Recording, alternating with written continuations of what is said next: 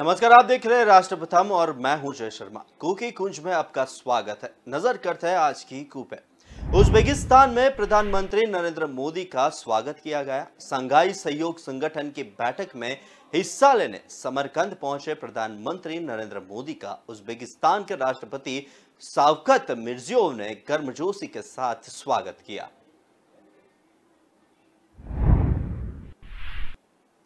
प्रधानमंत्री नरेंद्र मोदी ने एनसीओ शिखर सम्मेलन में शिरकत की। इस दौरान उसके साथ उज्बेकिस्तान, चीन, रूस, ईरान व पाकिस्तान के प्रधानमंत्री भी मौजूद रहे। पीएम मोदी ने बैठक के बाद हिंदी में सभी राष्ट्राध्यक्षों को संबोधित किया। थोड़ी देर बाद वे रूस के राष्ट्रपति व्लादिमीर पुतिन के साथ भी द्विपक्षीय बैठक भी की। रूस के राष्ट्रपति व्लादिमीर पुतिन ने भी भारत को अगले साल एससीओ समिट की मेजबानी के लिए बधाई दी। संघाई सहयोग संगठन शिखर सम्मेलन की भारत अगले साल मेजबानी करेगा। इस मौके पर चीन के राष्ट्रपति शी जिनपिंग ने इसके लिए भारत को बधाई दी। उन्होंने कहा, हम अगले साल भारत की अध्यक्षता में होने वाली बैठक का समर्थन करते हैं। रहा है एससीओ की भूमिका बहुत महत्वपूर्ण है। एससीओ के सदस्य देश वैश्विक जीडीपी में लगभग 30% का योगदान देते हैं और विश्व की 40% जनसंख्या भी एससीओ देशों में निवास करती है। भारत एससीओ सदस्यों के बीच अधिक सहयोग और आपसी विश्वास का समर्थन करता है। महामारी और यूक्रेन के संकट से ग्लोबल सप्लाई चेन्स में कई बाधाएं उत्पन्न हुई, जिसके कारण पूरा विश्व अभूतपूर्व ऊर्जा एवं खाद्य संकट का सामना कर रहा है। एससीओ को हमारे क्षेत्र में विश्वस्त, रेजिलिएंट और डाइवर्सिफाइड सप्लाई चेन्स विकसित करने के लिए प्रयत्न करने चाहिए। इसके लिए बेहतर कनेक्टिविटी की आवश्यकता तो होगी ही, साथ ही यह भी महत्वपूर्ण होगा कि हम सभी एक दूसरे को ट्रांजिट का पूरा अधिकार दें। एक्सेलेंसी, हम भारत को एक मैन्युफैक्चरिंग हब बनाने पर प्रगति कर रहे हैं। भारत का युवा और प्रतिभाशाली वर्कफोर्स को मैं स्वाभाविक रूप से कॉम्पिटिटिव बनाता है। इस वर्ष भारत की अर्थव्यवस्था में 7.5% वृद्धि की आशा है, जो विश्व की बड़ी इकोनॉमीज में सबसे अधिक होगी। हमारे पीपल सेंट्रिक डेवलपमेंट मॉडल में टेक्नोलॉजी के उचित उपयोग पर भी बहुत फोकस दिया जा रहा है। हम प्रत्येक सेक्टर में इनोवेशन का समर्थन कर रहे हैं। आज भारत में 70,000 से अधिक स्टार्टअप्स हैं, जिनमें से 100 से अधिक यूनिकॉर्न है। हमारे ये अनुभव कई अन्य एससीओ सदस्यों के भी काम आ सकता है। इसी उद्देश्य से हम एक नए special working group on startups and innovation की स्थापना करके एससीओ के सदस्य देशों के साथ अपना अनुभव साझा करने के लिए तैयार है। एक्सेलेंसी, विश्व आज एक और बड़ी चुनौती का सामना कर रहा है और यह है हमारे नागरिकों की खाद्य सुरक्षा सुनिश्चित करना। इस समस्या का एक संभावित समाधान है मिलेट्स की खेती और उपभोग को बढ़ावा देना। मिलेट्स एक ऐसा सुपर फूड है जो न सिर्फ एससीओ देशों में बल्कि विश्व के कई भागों में हजारों सालों से उगाया जा रहा है और खाद्य संकट से निपटने के लिए एक पारंपरिक, पोषक और कम लागत वाला विकल्प है। वर्ष 2023 को UN international year of millets के रूप में मनाया जाएगा। हमें एससीओ के अंतर्गत एक मिलेट फूड फेस्टिवल के आयोजन पर विचार करना चाहिए। भारत आज विश्व के मेडिकल एंड वेलनेस टूरिज्म के लिए सबसे किफायती डेस्टिनेशन में से एक है। अप्रैल 2022 में गुजरात में WHO global centre for traditional medicine का उद्घाटन किया गया। पारंपरिक चिकित्सा के लिए यह WHO का पहला और एकमात्र ग्लोबल सेंटर होगा। हमें SCO देशों के बीच ट्रेडिशनल मेडिसिन पर सहयोग बढ़ाना चाहिए। इसके लिए भारत एक नए SCO working group on traditional medicine पर पहल लेगा। अपनी बात समाप्त करने से पहले मैं प्रेसिडेंट मिर्जियोयेव को आज की बैठक के उत्कृष्ट संचालन और उनके गर्मजोशी से भरे आतिथ्य के लिए फिर से धन्यवाद अदा करता हूं। बहुत बहुत धन्यवाद। मुख्यमंत्री योगी आदित्यनाथ ने आज सुबह लखनऊ के लोक भवन से राष्ट्रीय पोषण माह 2022 का शुभारंभ किया। इसके तहत सीएम योगी प्रदेश भर में नए बने 501 आंगनबाड़ी केंद्रों का लोकार्पण किया। इसके अलावा 199 आंगनबाड़ी केंद्रों का शिलान्यास भी किया। इस दौरान 3 से 6 साल की आयु की बच्चों के लिए बाल पिटारा मोबाइल ऐप भी लॉन्च किया। वहीं आंगनबाड़ी केंद्रों की मॉनिटरिंग के लिए सहयोग मोबाइल ऐप भी लॉन्च किया। इस कार्यक्रम में आंगनबाड़ी कार्यकर्तिका और मुख्य सेविकाओं के अलावा बाल विकास परियोजना से जुड़े अधिकारी शामिल थे। आइए देखते हैं उन्होंने क्या कहा इस अवसर पर। मुझे बताया गया कि 1,70,00,000 बच्चे हैं जो आंगनबाड़ी केंद्रों के माध्यम से अपने भविष्य की नींव को मजबूत करते हैं। यानी दुनिया के अंदर बहुत सारे देशों की इतनी आबादी नहीं होगी, देश के अंदर बहुत सारे राज्यों की इतनी आबादी नहीं जितने हमारे पास आंगनबाड़ी केंद्रों में बच्चे हैं। और इसलिए इन बच्चों को देश के एक अच्छी जवानी देश के सामने आए, देश के सामने एक सक्षम बचपन से सक्षम जवानी आए, प्रतिभावान नौजवान हमारे सामने मिले, उसकी नींव को मजबूत करने की जिम्मेदारी आप सबकी है। और इसलिए उस नींव को मजबूत करने की इस जिम्मेदारी को आज इस पोषण माह के माध्यम से आगे बढ़ाने के इस कार्यक्रम को हमें आगे बढ़ाना है। हम आभारी हैं अपने आदरणीय प्रधानमंत्री जी के, जिनकी प्रेरणा से ये कार्यक्रम एक नेशनल प्रोग्राम का हिस्सा बना है। और हम आभारी हैं प्रदेश की अपनी राज्यपाल महोदय का भी, जिन्होंने आंगनबाड़ी केंद्रों को गोद लेने की कार्रवाई को सफलतापूर्वक आगे बढ़ाया है। और मैं विभाग से भी कहूंगा 1,89,000 आंगनबाड़ी केंद्र, इन सभी को हमारा प्रयास होना चाहिए। हर आंगनबाड़ी केंद्र जनप्रतिनिधि,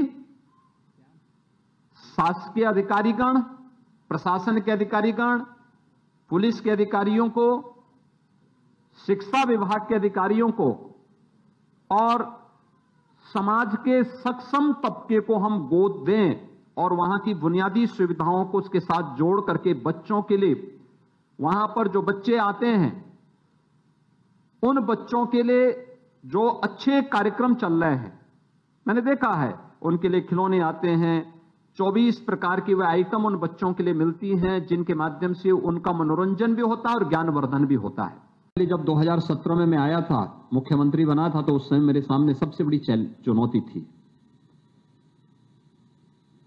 कि जब नेशनल फैमिली हेल्थ सर्वे होते थे तो इस सर्वे में यूपी देश की आबादी का सबसे बड़ा राज्य है, लेकिन सर्वे में यूपी सबसे फिसड्डी राज्यों में होता था। और आज मुझे बताते हुए प्रसन्नता है, विगत 5 वर्ष के अंदर किए गए परिश्रम का परिणाम क्या है कि एनीमिया में अगर आप देखेंगे तो नेशनल एवरेज से भी उत्तर प्रदेश का अच्छा हुआ है। यानी खून की जो कमी की शिकायतें होती थी, आज उससे उभरने में उत्तर प्रदेश सफल हुआ है और काफी तेजी के साथ हमने अपनी गति को आगे बढ़ाया है। शिशु मृत्यु दर और मातृ मृत्यु दर काफी हद तक नियंत्रित करने और नेशनल एवरेज के आसपास हम लोग पहुंच रहे हैं। ये चीजें दिखाती हैं कि हमारी दिशा सही है। योगी आदित्यनाथ ने आज खूकर उत्तर प्रदेश के लोगों को बताया कि प्रिय प्रदेशवासियों, प्रदेश के विभिन्न जनपदों में पिछले 24 घंटे में भारी बारिश होने से जनजीवन प्रभावित हुआ है, किंतु घबराए नहीं, आपकी सरकार हर परिस्थिति में आपके साथ है। हमने अधिकारियों को जनहानि से प्रभावित परिवारों के साथ ही जिनके घरों को नुकसान पहुंचा है, पशु हानि हुई है, उन्हें तत्काल अनुमन्य वित्तीय सहायता प्रदान करने और फसलों के नुकसान का सर्वेक्षण हेतु भी निर्देश दिए हैं। अपनों और बुजुर्गों का ख्याल रखें। हिमाचल के मुख्यमंत्री जयराम ठाकुर ने आज कूकर बताया कि 75 वर्षों के दौरान प्रदेश में हर क्षेत्र में अभूतपूर्व विकास हुआ है और हिमाचल देश के अन्य राज्यों के लिए मॉडल बनकर उभरा है। विकास की इस ऐतिहासिक गाथा में प्रदेश के मेहनत कश लोगों का महत्वपूर्ण संघर्ष रहा है। हमारी सरकार भी जनता के सहयोग से विकास की राह पर हिमाचल को शिखर तक पहुंचाने हेतु प्रयासरत है। आज बंजार विधानसभा क्षेत्र में आयोजित प्रगतिशील हिमाचल स्थापना के 75 वर्ष समारोह में भाग लिया। जयराम ठाकुर ने आज कूकर बताया कि रिवाज बदलेगा, जो गरीब है हम उसके करीब है। उसी वाक्य को सार्थक बनाने की दृष्टि से हमारी सरकार विभिन्न जन कल्याणकारी योजनाओं पर कार्य कर रही है। आज इन योजनाओं से वंचित, उपेक्षित एवं जरूरतमंदों को संबल प्राप्त हो रहा है। गरीबी है, मजबूरी है, सुविधाओं में देरी और खुशियों से दूरी है। यहाँ बस राजाओं के घर चमचमाते थे, गरीब मुश्किल से अपना और अपनों का पेट भर पाते थे। नौजवान नाकाम है, विकास का ना कोई काम है, पर अब गरीबी के इस अंधकार पर लग रहा विराम है। गरीबों के करीब उनके हित में भिन्न भिन्न योजनाएं लेकर आए वो जन जन के जयराम है। स्वावलंबन योजना से स्वरोजगार बनाया, वृद्धों को पेंशन दे समाज में उनका सम्मान बढ़ाया, विकास कार्यों में रोजगार दिलाया, नौजवानों को काम पर लगाया, गरीब बच्चों को भी शिक्षा का ज्ञान अब हुआ प्रधान। आयुष्मान योजना से स्वास्थ्य पर भी है पूरा ध्यान। सड़क निर्माण से संपर्क बनाया, ऊंच नीच का फर्क मिटाया, बेसहारों का सहारा है, हर जुबान पर अब नारा है। जन जन के जयराम हुए, गरीबों के भी काम हुए, जन जन के जयराम हुए, गरीबों के भी काम हुए। शिवराज सिंह चौहान ने एयरफोर्स मार्शल अर्जुन सिंह जी की पुण्यतिथि पर उन्हें श्रद्धांजलि देते हुए कूक किया। नमः स्फूर्तिदीप्तम के ध्येय वाक्य को सार्थक करने वाले पाकिस्तान के विरुद्ध सन 1965 के युद्ध के नायक marshal of the air force Arjun Singh ji की पुण्यतिथि पर श्रद्धा सुमन अर्पित करता हूं। राष्ट्र के गौरव व सम्मान की रक्षा हेतु किए गए आपके कार्य को कभी विस्मृत न किया जा सकेगा। शिवराज सिंह चौहान द्वारा कूकर अर्देशीर थारापेक जी को श्रद्धांजलि देते हुए कहा कि अप्रियतम साहस, शौर्य और पराक्रम के पर्याप्त सन 1965 के युद्ध में अपनी वीरता से पाकिस्तानी सैनिकों को अचंभित करने वाले परमवीर चक्र लेफ्टिनेंट कर्नल अर्देशीर थारापेक जी को बलिदान दिवस पर श्रद्धांजलि अर्पित करता हूं। आप जैसे नायक सर्वदा भारतवासियों के लिए प्रेरणा का स्रोत रहेंगे। मध्य प्रदेश के मुख्यमंत्री शिवराज सिंह चौहान ने आज कूकर अपनी खुशी जाहिर करते हुए कहा कि मध्य प्रदेश में चीते आना एक असाधारण घटना है। मैं असाधारण इसलिए कह रहा हूं क्योंकि हमारे देश में चीते का अस्तित्व सन 1952 में आसपास समाप्त हो गया था, पर अब दूसरे महाद्वीप अफ्रीका से चीते लाकर उनको यहां पुनर्स्थापित कर रहे हैं। यह वाइल्ड लाइफ की इस सदी की सबसे बड़ी घटना है। हम दूसरे महाद्वीप से चीतों को लाकर यहां बसाएंगे, फिर कोशिश करेंगे कि चीते का परिवार बढ़ता रहे। चीता आना एक विलुप्त होती प्रजाति को फिर से पुनर्स्थापित करने का प्रयास तो है ही, लेकिन ये पर्यावरण का संतुलन भी बनाएगा और वाइल्ड लाइफ भी समृद्ध होगी। केवल इतना ही नहीं, इस क्षेत्र व सियोजल जिले में और उसके आसपास भी रोजगार के नए अवसर सृजित हो गए। जमीन की कीमतें अभी कई गुना ज्यादा बढ़ गई है। होटल, रिसोर्ट लगेंगे, छोटे मोटे काम धंधे चालू होंगे तो उस इलाके की तस्वीर ही बदल जाएगी। मैं मध्य प्रदेश का सौभाग्य मानता हूं कि हम टाइगर स्टेट तो थे ही, लेपर्ड स्टेट भी हैं और अब चीता स्टेट भी मध्य प्रदेश होने वाला है। मैं प्रधानमंत्री जी को धन्यवाद देता हूं, भारत सरकार को धन्यवाद देता हूं। हमने 20 साल पहले कूनों को तैयार किया था कि यहां वाइल्ड लाइफ पनपेगी और कई गांव हटाए थे ताकि वो सुरक्षित सेंचुरी बने जहां चीते आए और बाकी तरह की वाइल्ड लाइफ भी वहां रहे। अब वो सपना साकार हो रहा है, संकल्प पूरा हो रहा है। चीते आ रहे हैं नामीबिया से, उसके बाद दक्षिण अफ्रीका से भी आएंगे और चीते आना एक असाधारण घटना है। मैं असाधारण इसलिए कह रहा हूं कि हमारे देश में चीते का अस्तित्व समाप्त हो गया लगभग 1952 के आसपास,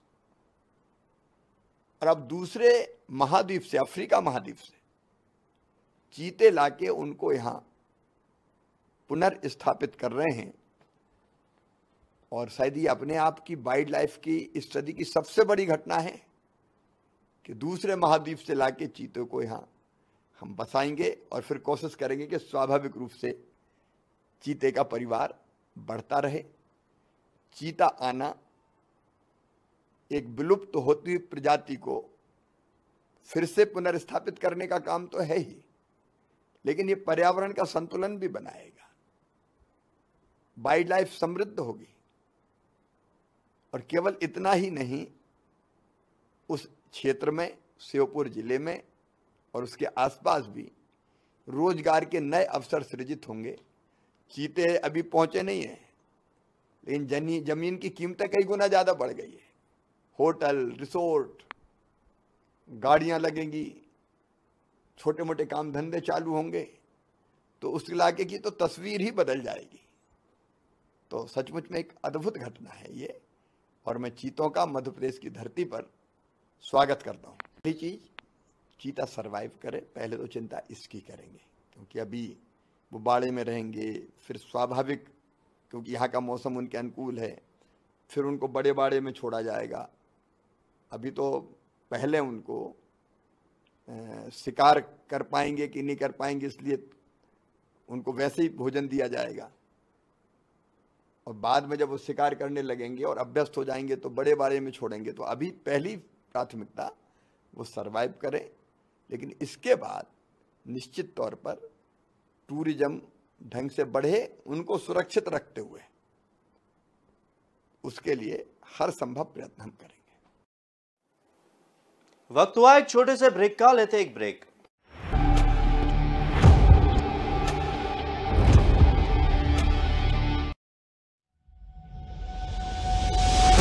लहरों से डरकर नौका पार नहीं होती, कोशिश करने वालों की कभी हार नहीं होती।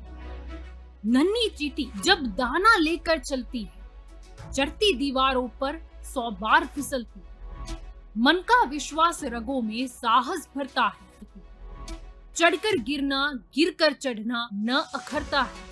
आखिर उसकी मेहनत बेकार नहीं होती, कोशिश करने वालों की कभी हार नहीं होती। डुबकी या सिंधु में गोताखोर लगाता, जा जाकर खाली हाथ लौट कर आता। मिलते नहीं सहज ही मोती गहरे पानी में, बढ़ता 2 गुना उत्साह इसी हैरानी में। मुट्ठी उसकी खाली हर बार नहीं होती, कोशिश करने वालों की कभी हार नहीं होती। असफलता एक चुनौती है, इसे स्वीकार करो। क्या कमी रह गई देखो और सुधार करो। जब तक न सफल हो नींद चैन को त्यागो तो, संघर्ष का मैदान छोड़कर मत भागो तो। कुछ किए बिना ही जय जयकार नहीं होती, कोशिश करने वालों की कभी हार नहीं होती। कुछ नया करो।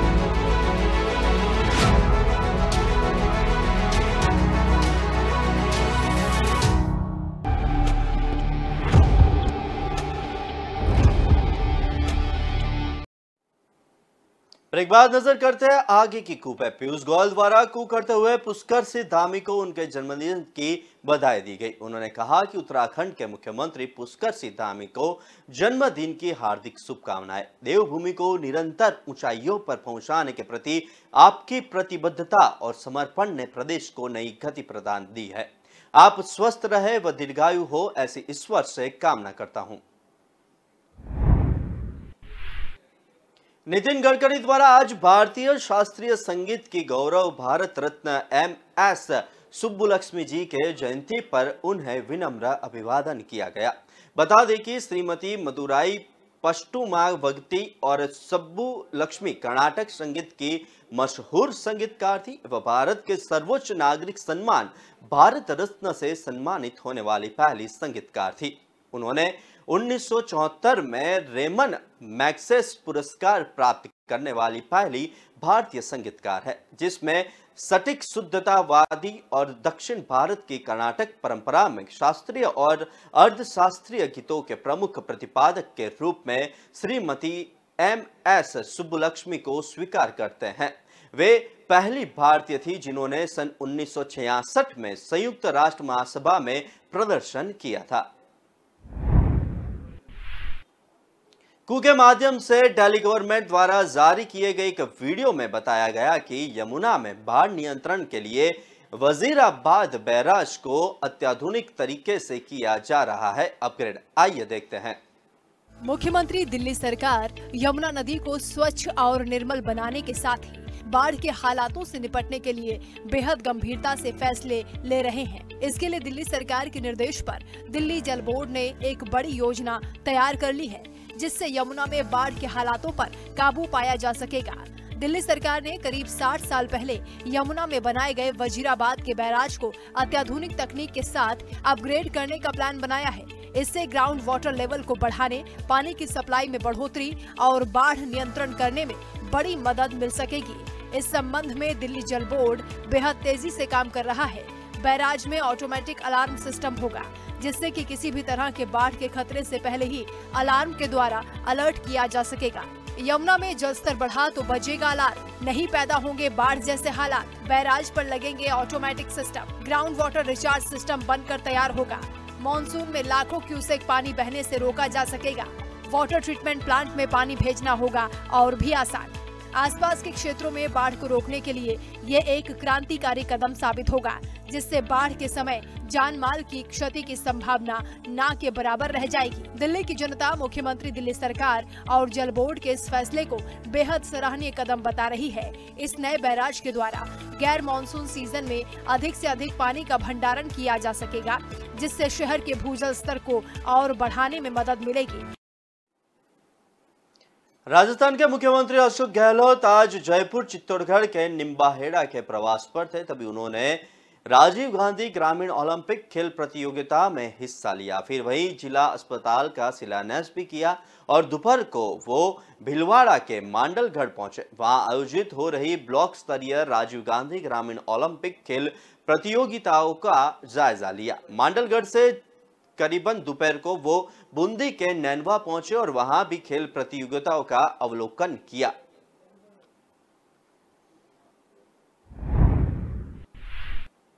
अर्जुन मुंडा द्वारा कू कर विश्व ओजोन दिवस पर बताया गया कि ओजोन परत हमारा सुरक्षा कवच है, जो सूर्य की हानिकारक किरणों से हमें बचाता है। इसे नष्ट होने से बचाना हम सबकी सामूहिक जिम्मेदारी है। आइए विश्व ओजोन दिवस पर हम सभी ओजोन परत के संरक्षण हेतु आम जनों को जागरूक करने का संकल्प लें। बता दें कि 16 सितंबर को पूरी दुनिया में विश्व ओजोन दिवस मनाया जाता है। जीवन के लिए ऑक्सीजन से ज्यादा जरूरी ओजोन है।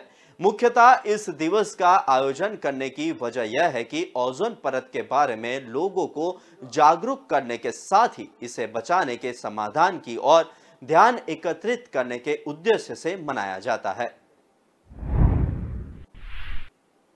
अश्विनी वैष्णव ने आज भुवनेश्वर में शिक्षा ओ अनुसंधान में Modi at 20 dreams meet delivery पुस्तक पर मेधावी छात्रों के साथ बातचीत की। आइए देखते हैं उन्होंने क्या की बात।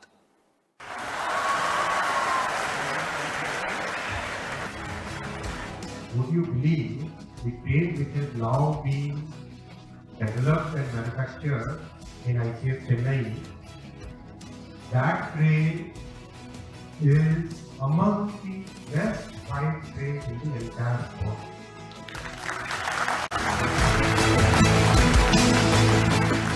Only 5 countries in the world जिनके पास end-to-end technology stack है, telecom technology stack. Modi ji ने 2018 में उसको टारगेट किया कि इंडिया को भी इस लाइन में आगे. तो 5G, 4G का टेक्नोलॉजी स्टैक भी इंडिया में डेवलप.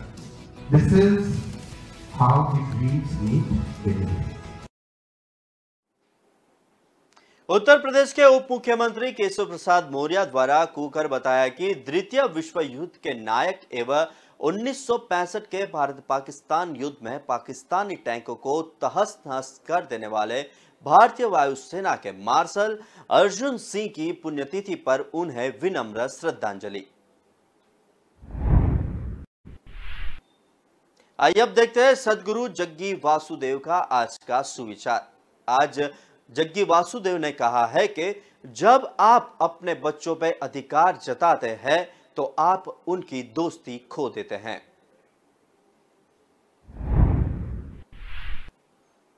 कुकी कुंज में आज बस इतना ही, पर विस्तार से खबरें पढ़ने के लिए आप हमारे वेबसाइट का भी प्रयोग कर सकते हैं। हमारी वेब का पता है www.kalamkartavya.com। हमारी कलम ही हमारा कर्तव्य है के उद्देश्य के साथ खबरों को आप राष्ट्र प्रथम के साथ देखते रहिए। नमस्कार।